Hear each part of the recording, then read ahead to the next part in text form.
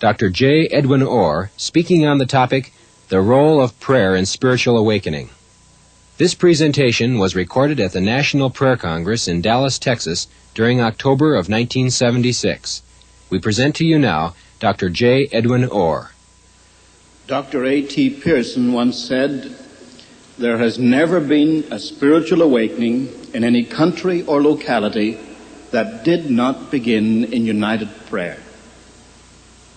I'd like to talk to you today about what God has done through concerted, united, sustained prayer.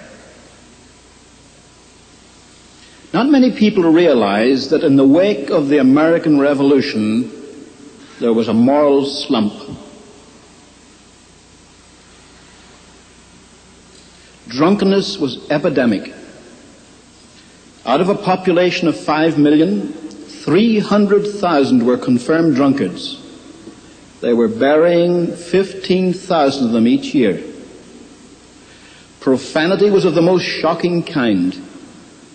For the first time in the history of the American settlement, women were afraid to go out at night for fear of assault.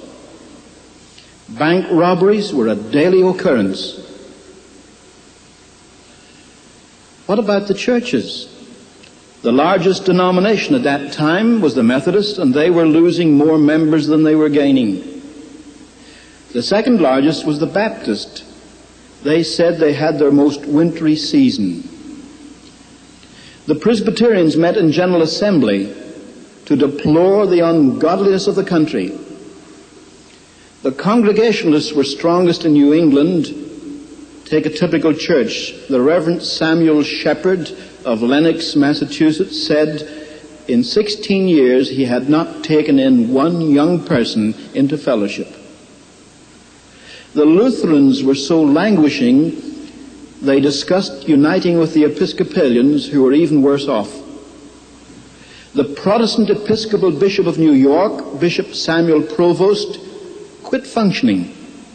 He had confirmed no one for so long, he decided he was out of work, so he took up other employment. The Chief Justice of the United States, John Marshall, wrote to the Bishop of Virginia, Bishop Madison, and he said, "The church is too far gone ever to be redeemed." Voltaire said, "Christianity will be forgotten in 30 years' time," and Tom Paine preached this cheerfully all over America. In case you think it was the hysteria of the moment, Kenneth Scott Latourette, the great church historian, said, "It seemed as if Christianity were about to be ushered out of the affairs of men. The churches had their backs to the wall. It seemed as if they were about to be wiped out." How did God change that situation? It came through the concert of prayer. I must go back a little. There was a Scottish Presbyterian minister in Edinburgh called John Erskine. He wrote a memorial, he called it, pleading with the people of Scotland and elsewhere to unite in prayer for a revival of religion. He sent a copy of his little book to Jonathan Edwards in New England. That great theologian was so moved, he wrote a response which got longer than a letter, and finally he published it as a book. If my memory serves me right, the title of the book was as follows: "A Humble Attempt to Promote Explicit Agreement and Visible Union of All God's People in Extraordinary Prayer for the Revival of Religion and the Advancement of Christ's Kingdom." That was the title of the book, not the book itself. Nowadays, titles are often unrelated to the contents. If you study weather, you're interested in meteorology, you don't read Gone with the Wind. It has nothing to do with weather. But in those days, a title was more like a synopsis of what was in the book. But don't miss the message of the title. A humble attempt, that was New England modesty, to promote explicit agreement and visible union of all God's people in extraordinary prayer for the revival of religion and the extension of Christ's kingdom. That's what's missing so much from all our great evangelistic efforts. We must have explicit agreement and visible union of God's people in extraordinary prayer. Now, this movement began in England through William Carey and Andrew Fuller and John Sutcliffe and others. They started what the British called the Union of Prayer. And the year after John Wesley died, the Second Great Awakening began and swept Great Britain. There isn't time to give you the details of that. But in New England, there was a man of prayer named Isaac Backus, a Baptist pastor.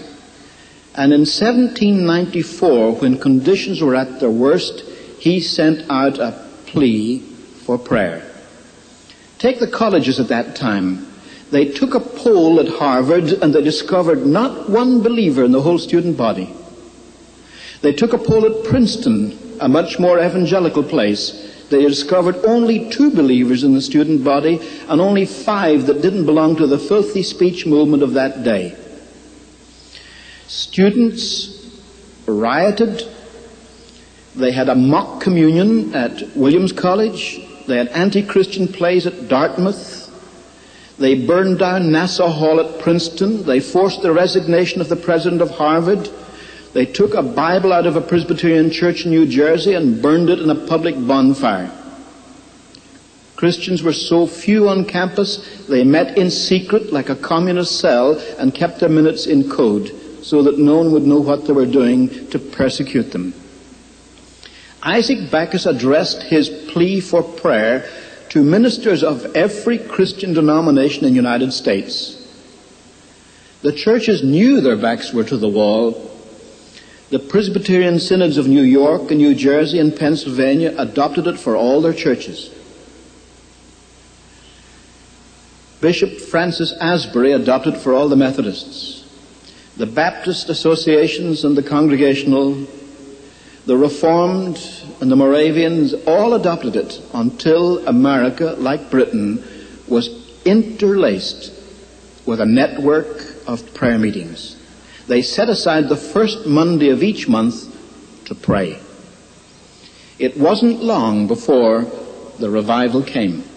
It broke out first of all in Connecticut, then it spread to Massachusetts, entirely without extravagance or outcry. Every report mentions this. However, there were some differences. When the movement reached the frontier in Kentucky, those people were really wild and irreligious. Congress discovered that in Kentucky there hadn't been more than 1 court of justice held in 5 years.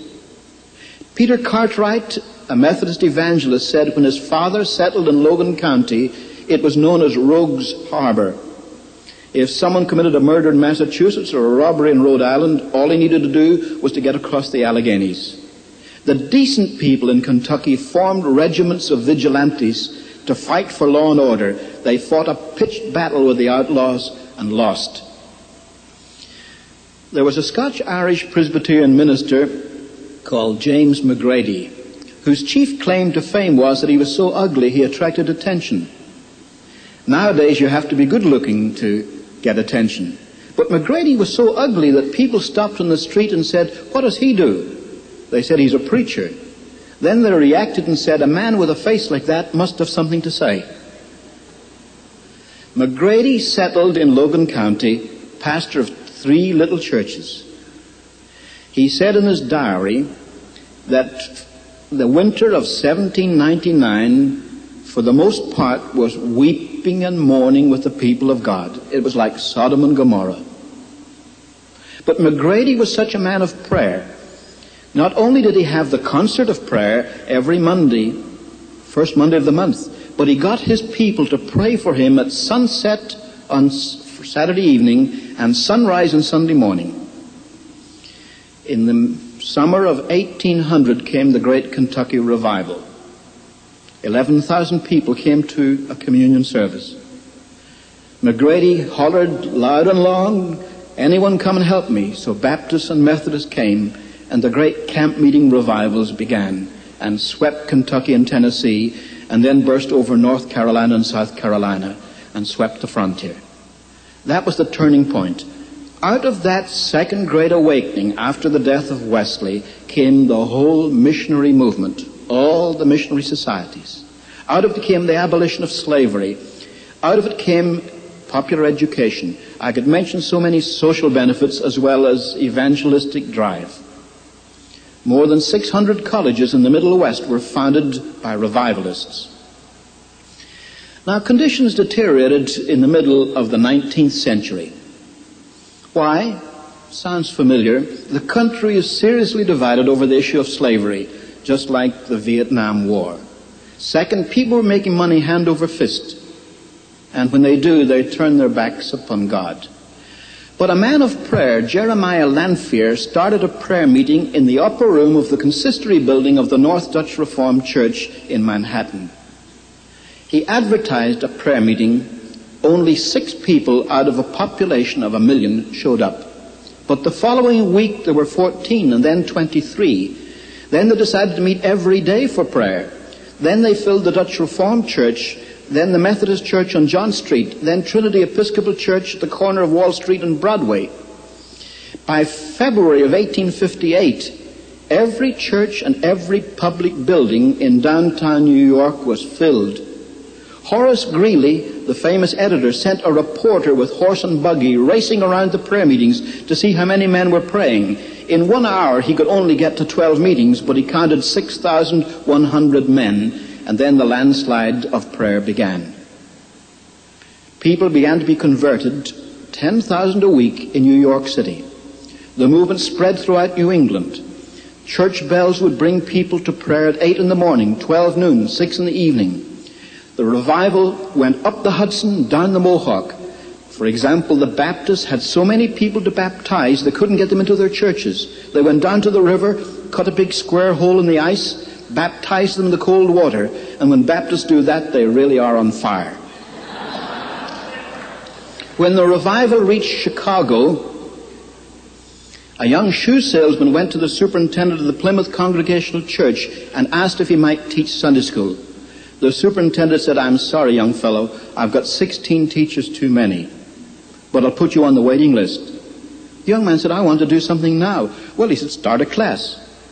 "How do I start a class?" "Get some boys off the street. Don't bring them here. Take them out into the country, and after a month you can have control of them. Bring them here, they'll be your class."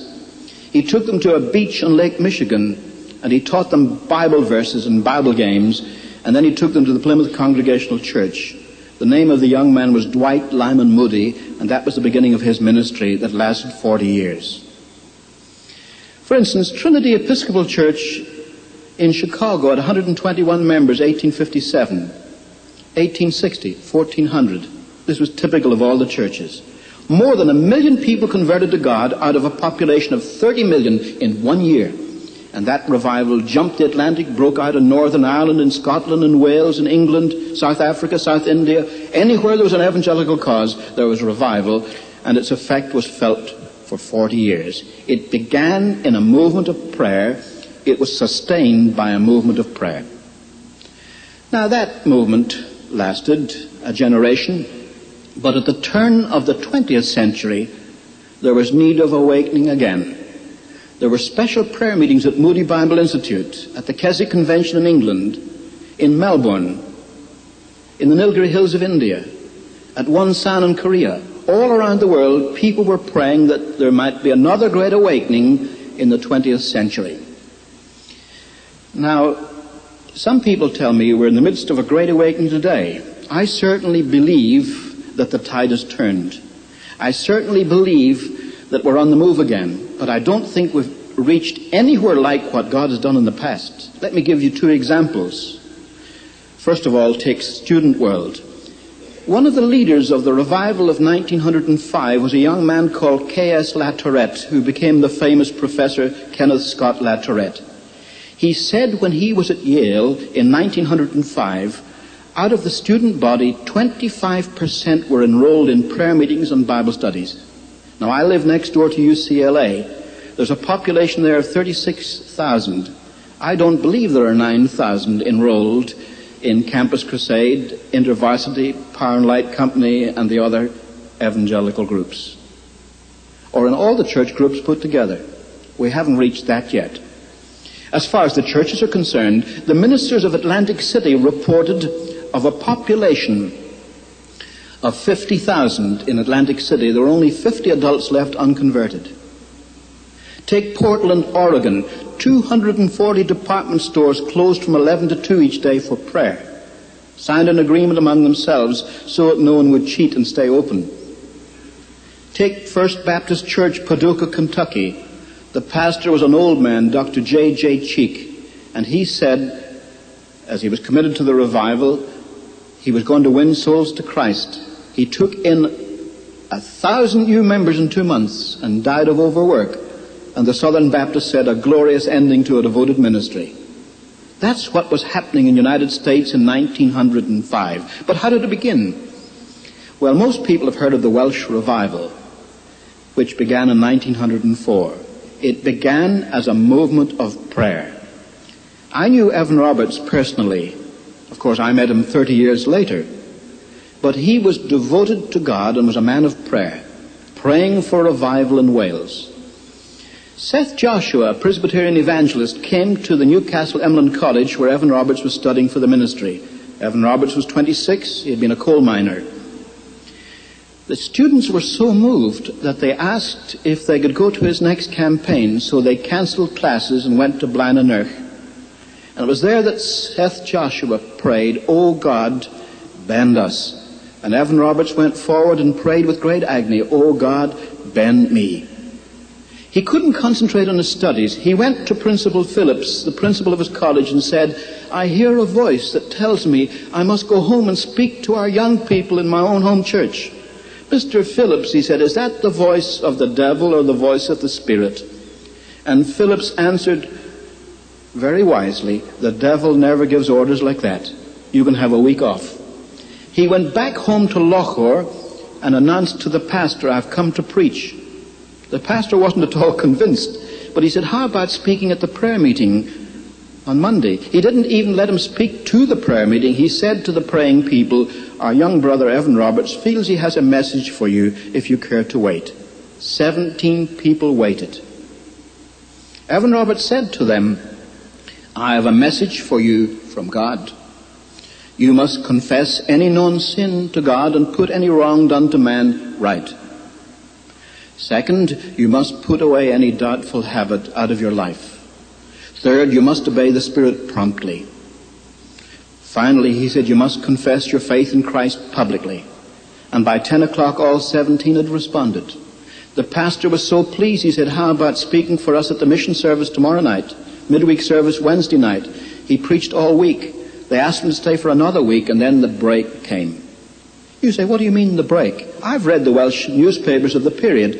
In them were little snippets of ecclesiastical news. The Reverend Peter Jones has just been appointed chaplain to the Bishop of St. David's. Very interesting, but not earth-shaking.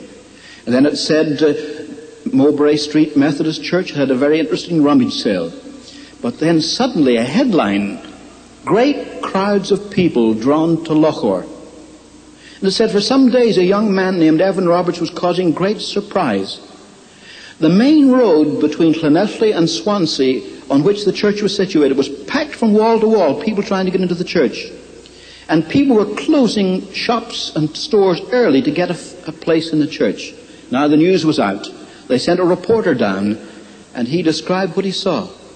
He said it was a strange meeting. It closed at 4:25 in the morning, and then the people didn't seem to be willing to go home.